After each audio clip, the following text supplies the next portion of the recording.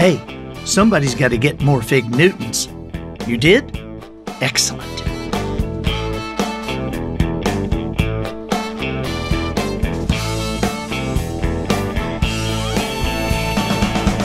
Good morning, afternoon, or evening. You are listening to the Professional Noticer. Are you the big chief? Here, you and I will use common sense and all the wisdom we can muster to move beyond what is true and go all the way to the truth. With listeners now in 97 countries around the world, welcome Denmark. Hey, Denmark. I am the Professional Noticer. Hello? Who is it? Hello, everyone. I'm Andy Andrews. Hey, thank you for making me a part of your week. As the Professional Noticer, it is, of course, my job to professionally notice something for you. And nothing is off limits. So what is your question? Business, spiritual issues, popular culture? Hey, we even tackle the odd conundrum like if money doesn't grow on trees, why are Honeycrisp apples $2 a piece? Huh?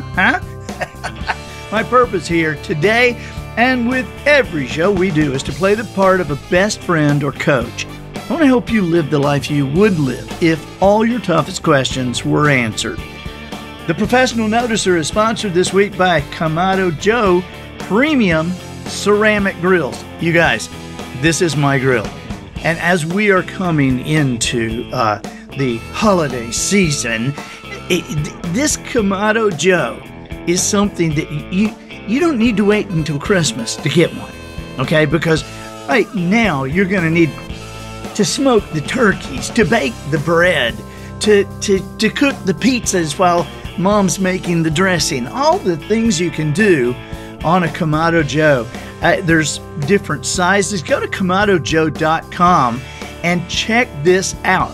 Consumer Reports ranks Kamado Joe #1 among all the Kamado style grills. And get this, not only do they rank it #1, it is #1 by a massive margin. Their number is almost twice the number of their second place competitor, which is second place by a long way. So Kamado Joe grills, these are just unbelievable. A lot of specialized tools, a bunch of different sizes. So check out KamadoJoe.com or go anywhere that fine grills are sold. Observations and answers, what we do here. I deliver the observations, of course. You provide the questions. And always remember, the quality of our answers can only be determined by the quality of your questions. We would love to have a question from you, so write me. The email is theprofessionalnoticer@andyandrews.com. And listen, if we use your question, the Professional Noticer will send you your choice of the guided traveler experience, which is over 8 hours of a live video seminar, or you could choose the 100-Year Parenting. This is a collection of 53 videos, each between 10 and 20 minutes. So they're a lot of fun. This week, our first question is from Clay. Hey, Clay. Hey, Andy. This is Clay from Laurel, Mississippi. I just saw the picture on social media of you working on your new book for next year, the new Jones book.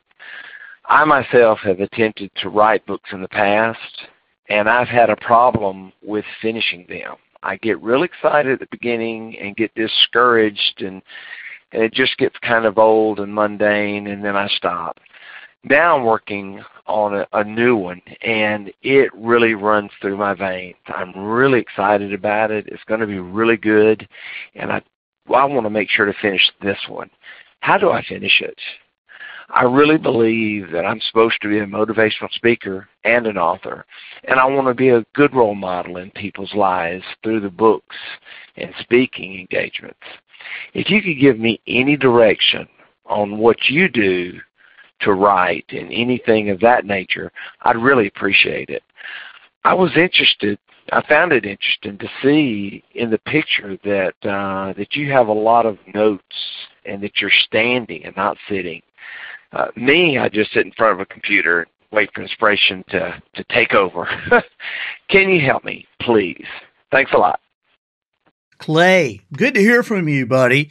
Sometimes I need to maybe meet you in Laurel, Mississippi and eat at the Pasquale's with you. The roast beef sandwich at the Pasquale's there in Laurel, Mississippi is unbelievable. And, I grew up with Pasquale's restaurants, and they're just, I don't know what happened to them. They just aren't any really anymore. As soon as I say that, people are going to write Matt, and they're going to tell us where they are, which would be fine with me, because I'm telling you, man, the roast beef sandwich, the hot roast beef sandwich at Pasquale's in Laurel, Mississippi is like the best thing you've ever had. Except maybe for the garlic bread there. And except maybe, no, that roast beef sandwich is the best. Right, Clay? Okay. I was actually through there. Polly and I were through there not too long ago, and had a roast beef sandwich, and I had one to go. So just to let you know. Buddy, great question. You've obviously been kind of looking over my shoulder, though. Hey, listen, Clay, I think part of writing must be getting discouraged halfway through. All of the authors that I know, I barely call myself an author. Usually if somebody asks what I do, I say I'm a writer. Because an author seems like, man, doesn't that seem like that if somebody's an author, they ought to know what they're doing. But I get what you're saying, that you tried to write books in the past and a problem with finishing them, and you get discouraged and stop. Now, I want to say something here. I'm not trying to be a smart aleck here, but I probably will be, because when I have problems like this, when I have some situation like this and I go whine to my wife about it, or I whine to SB about it, or I whine to Matt, you know what they say to me a lot? You're going to love this. A lot of times they'll say, okay, all right, so think with me here. If somebody called a professional noticer and they had the problem that you're talking about right now, the problem you're having, what would you tell them? I'm like, well, you're no help at all. But I get it. And I guess I want to tell you that getting discouraged, that may be just kind of part of life. I mean, we don't want to get discouraged, but we just do. And when you say, now that I'm working on one and you think it's pretty good and you're really excited about it, how do you finish it? Okay, well, Clay, this is the smart aleck part. You just do. Okay, you just do. You finish it. I'm assuming that every book you've ever halfway done in your life, that you had a part of the time that you thought it was pretty good and you were pretty excited about it, and then you got discouraged and you didn't finish it. Okay, well, now you got one, you're working on it, you think it's pretty good, you're pretty excited about it. How do you finish it? You just keep writing. Okay? Now, and I know, I don't want you to roll your eyes at this, because I know that can seem like, well, that's pretty simple, isn't it? Yeah, it really is. I didn't say it was easy, but it is simple. There are a lot of things in our life that we think, well, that's not easy, but they are simple things, and we make them hard because we obsess over some things that are really just kind of simple to figure out.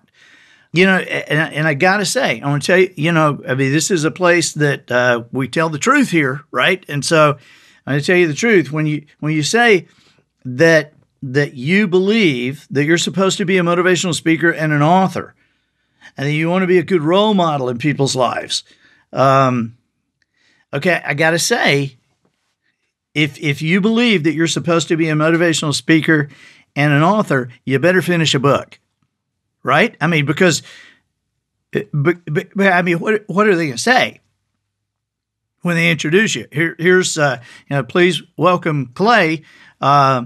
He's not the author of anything because he's never finished a book, but he's here to motivate you. I'm not trying to be a smart aleck, but part of my life has been coming to grips with the fact that a lot of the hard things that I have had to deal with have put me in a position to be able to help people deal with hard things.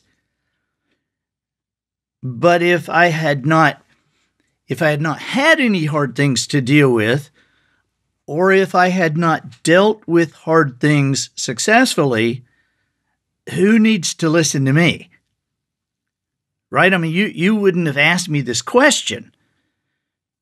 I mean, think about it. And again, I'm not piling on here, but Clay, if you had to ask you this question, you would not have chosen you to ask, because you just said, well, I'm not going to ask Clay.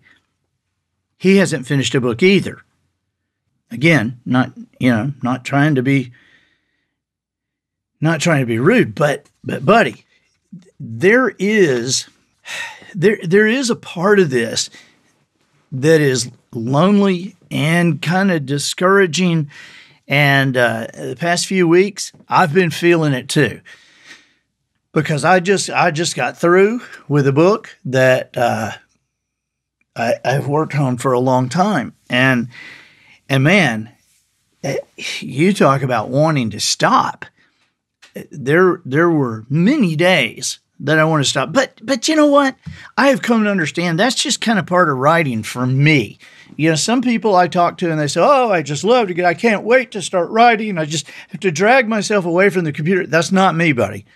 That's not me. I mean, anytime I sit down in front of the computer, there's only 30 things I can think of I'd rather be doing at the moment. And I don't, it's not often that I sit down in front of the computer, and especially when I'm writing a story. Now, you know, nonfiction is one thing, but when I'm writing a story, or when I'm trying to explain something in a story, it's not something that comes to me easily. I went upstairs the other night, and I told Polly, I said, I'm not kidding. I had printed out a thing, and I said, what do you think about this sentence? And she looked at it and she said, wow, that's beautiful. It flows well. It's beautiful. I said, well, good. I'm glad you think so. It took me 30 minutes to write that sentence, it took me 30 minutes to write, and I'm not kidding. And so sometimes it's agony. But if you believe that you're supposed to do it, like I believe I'm supposed to do it, I believe somehow if I didn't force myself to sit down, I'll have people come to me sometime and say, what you wrote helped my family, or I've had fathers and sons say that if it wasn't for the heart mender, one father and son told me one time that they had not talked to each other for 11 years, and then somebody gave them the heart mender, and so that was not an easy book to write, and so I don't sit down and write anything that's easy, because writing's not easy for me.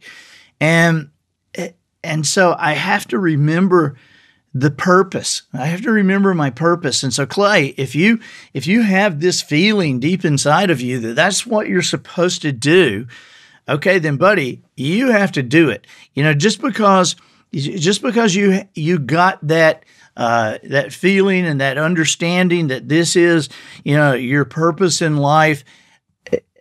What I find is people who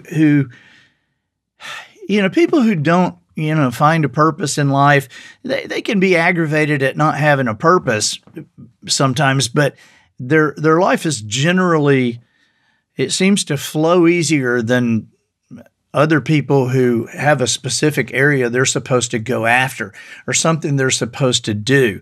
Of all the people that I know, that I have met, that have made a massive difference in this world, I'm sitting here trying to think. I cannot think of one of them I've ever sat down with and questioned that said, yeah, I just kind of had the idea, and then I told a few people the idea, and it happened, and millions of dollars came in to fund everything, and we just kind of went with it, and then I just left it in the hands of other people, and millions of people have been affected. I mean, I've never heard that story ever.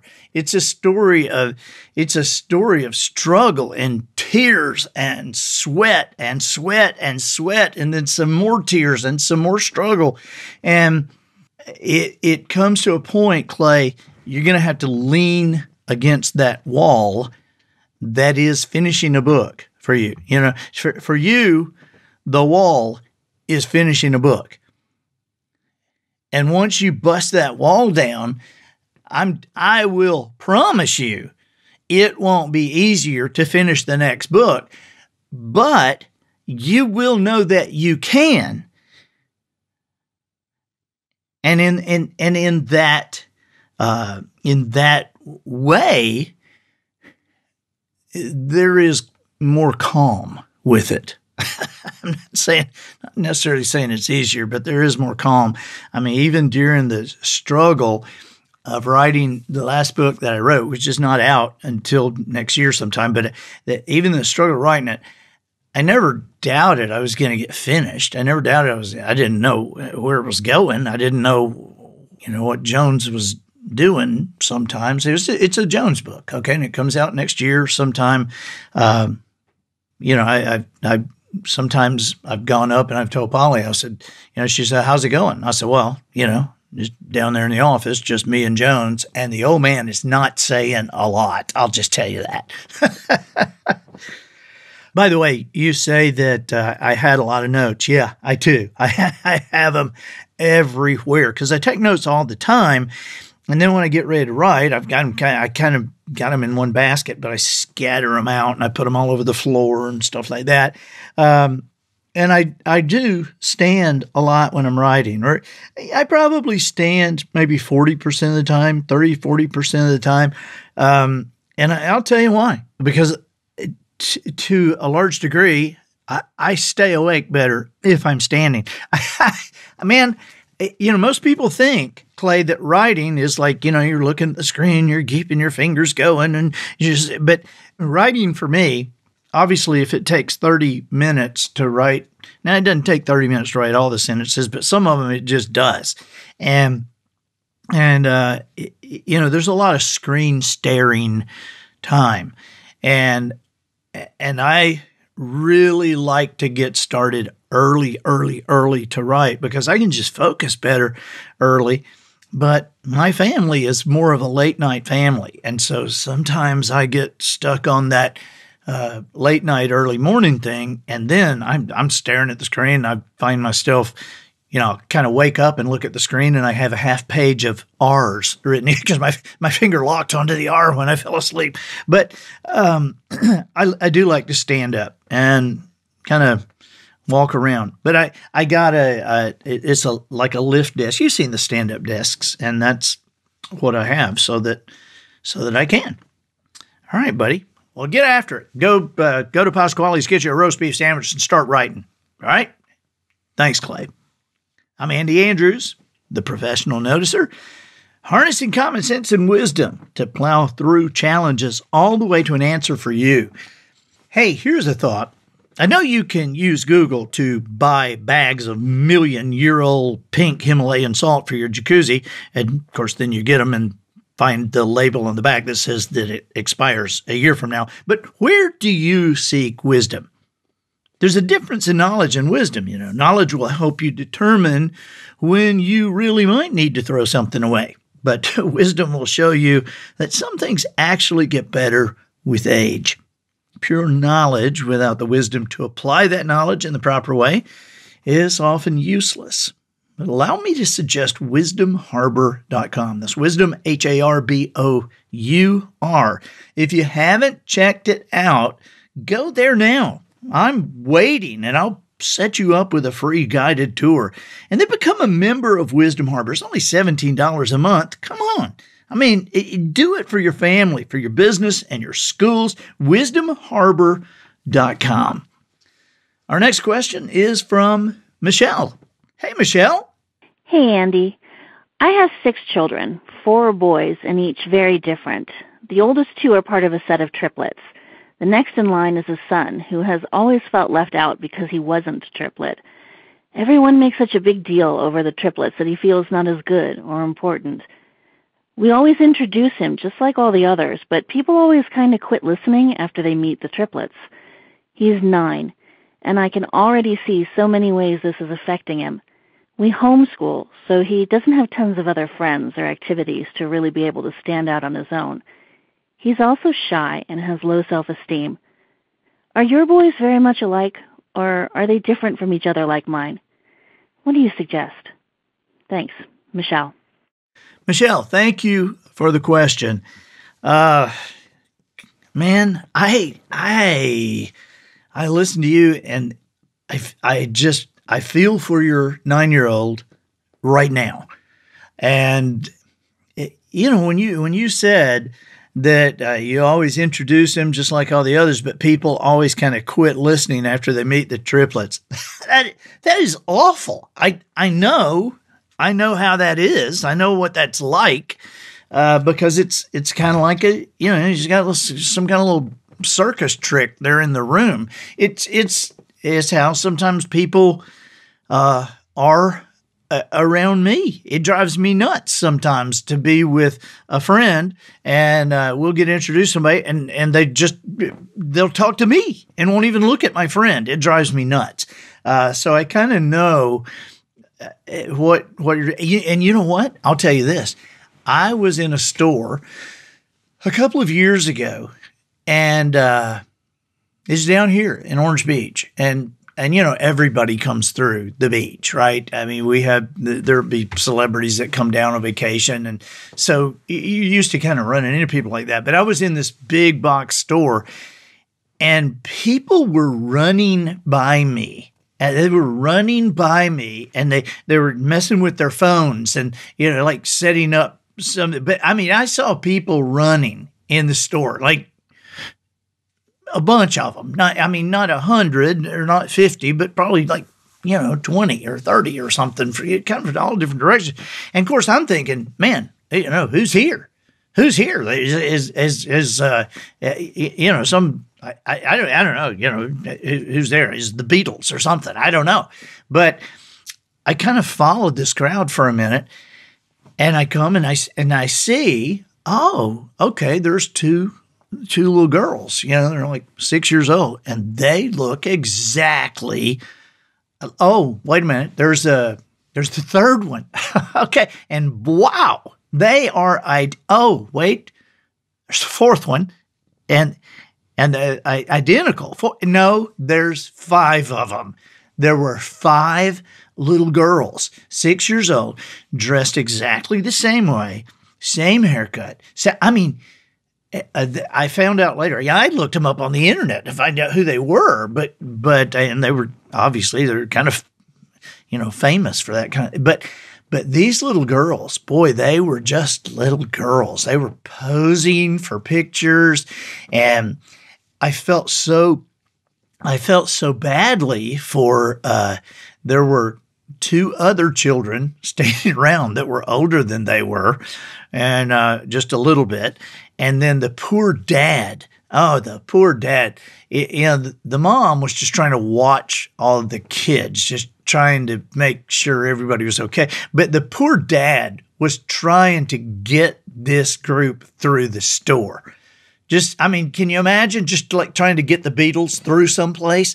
But I saw these 2 kids just kind of off to the side, and they were smiling, they were nice, but I also thought, man, this circus happens everywhere they go. And I knew they weren't going anywhere anytime soon. I mean, they were overwhelmed. So I ran out to the car, and I got The Kid Who Changed the World book, and I got a Henry Hodges and the New Friend book. And I took them in, and while everybody's like piling around these little girls, I went over to the 2 kids over there who was standing with their mom, and I said, hey, you guys, I saw y'all over here, and I thought you guys looked really interesting to me. And I introduced myself, and I said, I'm a writer, and these are my books, and I wanted to give you guys these books. These are for you. You can share them with your sisters if you want, but they're yours. And the mother kind of raised her eyebrows like she knew, Michelle, what you deal with. Okay. And so when I heard your question, oh my gosh, that's a tough thing. All right. And that's something that, that you guys are going to somehow, you're going to have to learn how to deal with that in such a way that you talk with your son about them. There's always, you ask if my boys are exactly alike. No, they're not. I mean, in fact, as they've turned into, big old teenagers, Austin's not a teenager anymore. He's 20 years old. But these big old guys, they still act like kids in some cases. I took a picture of them the other night with Austin holding Adam upside down and kind of like shaking him. And I took the picture so that I could send it to a friend of mine. They have 3 sons who are like 12, 9, and 7. And, the mom is kind of like Polly. These boys are like wrestling all the time. And so I just sent it to them and said, hey, they don't grow out of this, so get used to it. But my guys are are very different too. And at first, we saw Austin kind of leap out there, and Austin would he would do certain things that Adam was not able to do. Partially because of his age, but then another part of it was just because that wasn't Adam, and so it was a struggle sometimes to talk to Adam and say, this is how we're all made, and we all find our own things, and so it was sometimes discouraging to Adam, and sometimes it was hard for Austin to understand, to think about his brother a little bit here, instead of gathering all the accolades and everything that he could get, and so. And not think about his brother, but he did a pretty good job. And as he got older and saw what was going on, he did even better. But we would have to talk to them separately about that situation. And Adam reached a certain age, and his fishing abilities just like it really like exploded to the surface. He always loved it. He always loved fishing. But it became very, very apparent that he had some kind of special ability that none of us had. I always thought, I like to fish, but I wish I liked anything as much as Adam likes to fish. And then he's so good at it. And of course, Austin, had the businesses. Austin created SportyCitrus.com. And then he created AustinLegacyKnives.com, and Austin Legacy Knives is, it's exploding, and people are ordering these custom knives, and they're just beautiful. Go look sometime and see AustinLegacyKnives.com. Christmas is coming, so keep an eye on that site, or follow Austin on Instagram.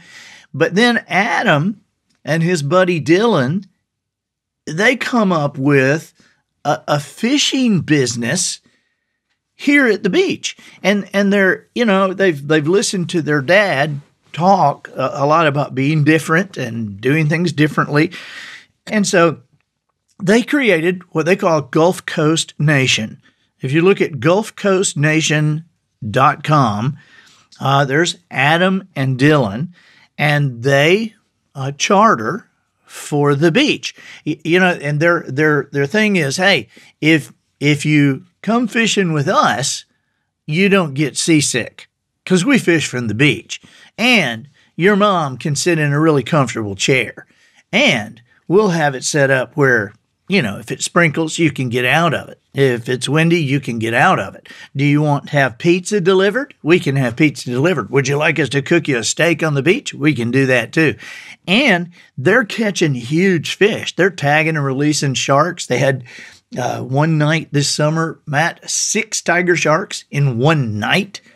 And so, but go on GulfCoastNation.com and go on austinlegacyknives.com, and you'll see two brothers that are so different in just, how they are. And so, I mean, in how they're different in how they dress and in some of the things they like. And so it's just very different, but they're still buddies. They love each other. They take care of each other. And I think this will be the same with your kids. Now, one suggestion that I have, and I don't want you to get the wrong idea when I say I bring up homeschool, because I know that a lot of times people who homeschool can be a little bit defensive about it.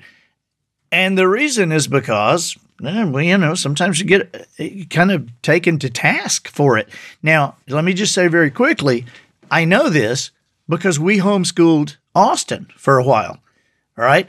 I think homeschooling is awesome. I mean, I really do. I think it is awesome. You want to make sure that the child gets an incredible education. Well, you're hands-on right there. And so you can make sure.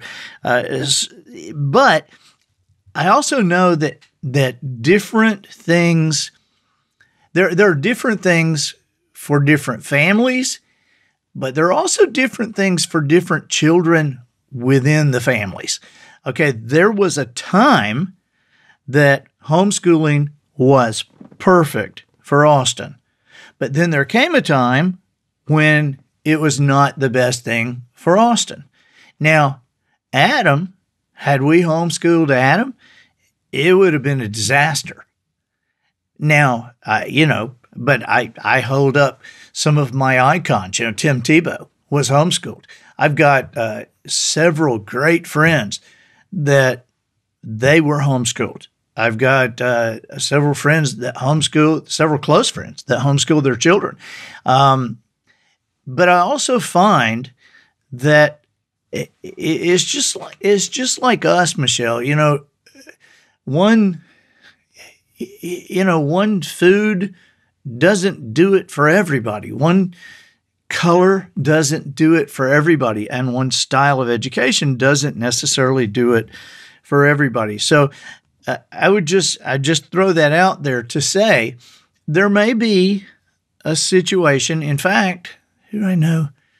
Well, right now, one of my best friends, they're homeschooling a couple of their kids, and a couple of their kids go to public school. And all of them were homeschooled at one time. And these aren't, it isn't like, okay, they're in the 12th grade now and they're going to high school now. It's not like that. But you just find different things. The reason I say it would have been a disaster for Adam is because Adam, he, as a smaller guy, because he had an older brother who did so well so quickly, Adam was a little bit more like your 9-year-old, and Adam was also Adam was pretty social, and and Austin was just not. Austin was fine to be by himself all the time. But Adam is just totally different, and so that part of his growth.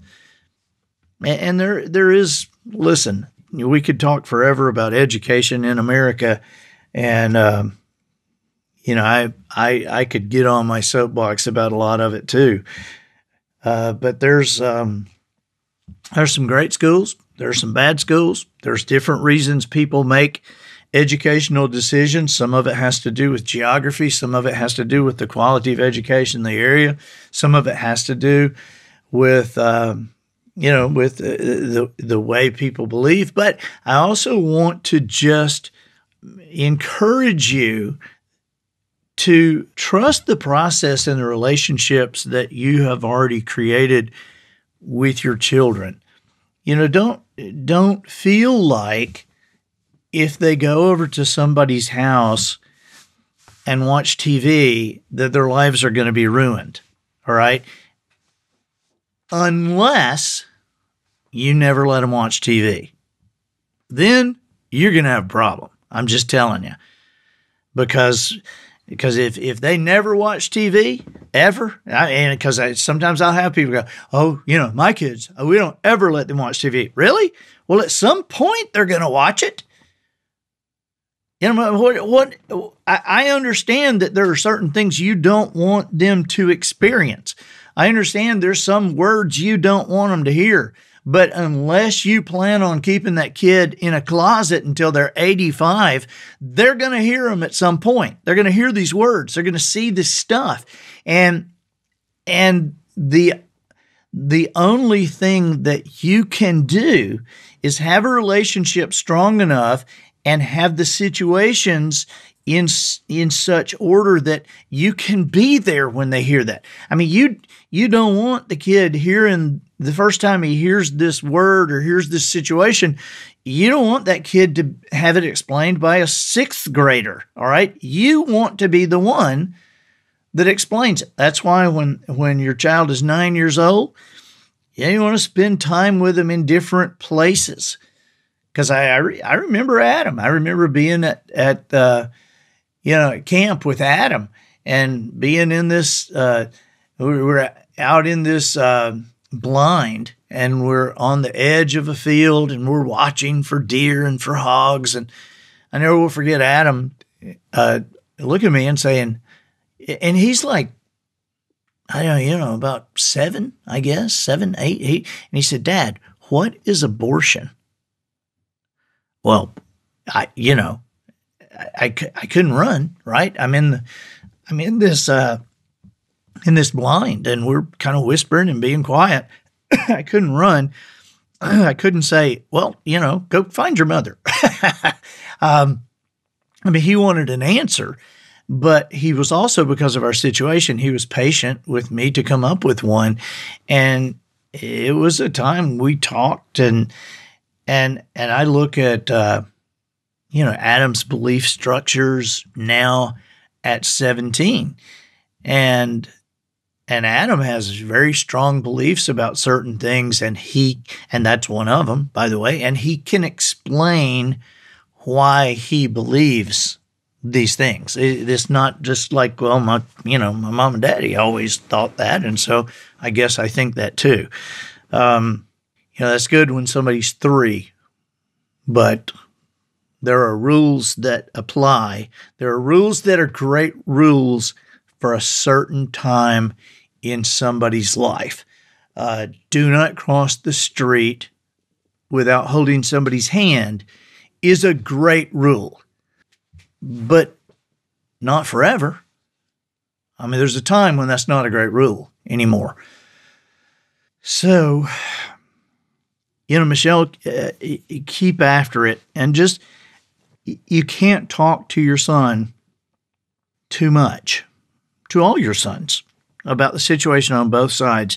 But I would also talk to your younger son, to your 9-year-old. I would talk to him a lot about what he likes to do and encourage it, and find places that he can do that he can be different from his brothers, that he can hang out with other kids who like to do what he does. And things will work out. Okay? All right. Thank you, Michelle. Okay. I am the professional noticer. Ladies and gentlemen, if you appreciate this podcast, I'd appreciate you going to iTunes and giving us a nice review. 5 stars. 5 stars. Of course, that you can only review a particular podcast on iTunes one time, right? Therefore, if you haven't already, please make today your day. And I think that'll do it for this week. Get us out of here, Matthew.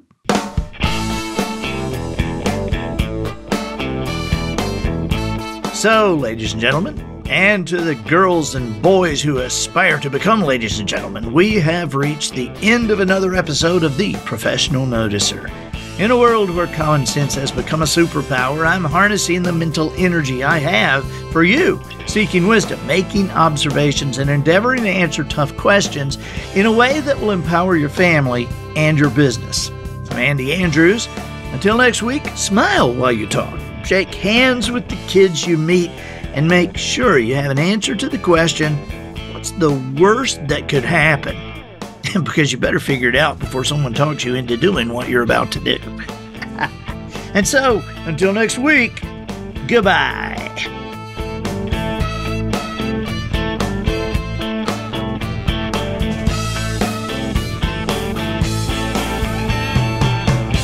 This episode of The Professional Noticer was produced by Matt Limpert. The Noticer theme, written and performed by Sugarcane Jane. Hand-churned butter provided by Twinkle and Smoke of Beverly Hills. Additional financial consideration provided by the Swordfish Swordsman's Academy. Sure, you're familiar with the Chinese longsword and the Japanese katana. Perhaps you know the difference between a claymore and a flamberge. These weapons date back thousands of years, but what did they use before the art of forging and swordsmithing was developed? Humans have long had the ability to dig through nature and find uses for the tools that grow over every continent. But before that, we looked to the sea. There's no fish more iconic than the mighty swordfish, and ancient swordsmen coveted the power that could be wielded by swinging the tip of this marvelous sea creature. At the Swordfish Swordsman Academy, we teach how to fence the primeval way. After heading into the open ocean, baiting and wrestling their weapon into submission, students are taught the art of ancient dueling. At the appointed moment, each participant lays their catch in front of them with the tail at their feet. At the sound of a conch shell breaking over a rock, each grabs their fish by the tail and begins to whirl it in circles, slowly moving toward one another until 3 strikes are made to the opponent. Not only does this pay respect to the traditional aspects of swordfish swordplay, it's darn entertaining to watch. Our academy is open every Friday night to the public, so come and watch our students participate in epic and ancient battle. $20 at the door, no cameras, and no taxidermists, please. That's the Swordfish Swordsman Academy. On guard.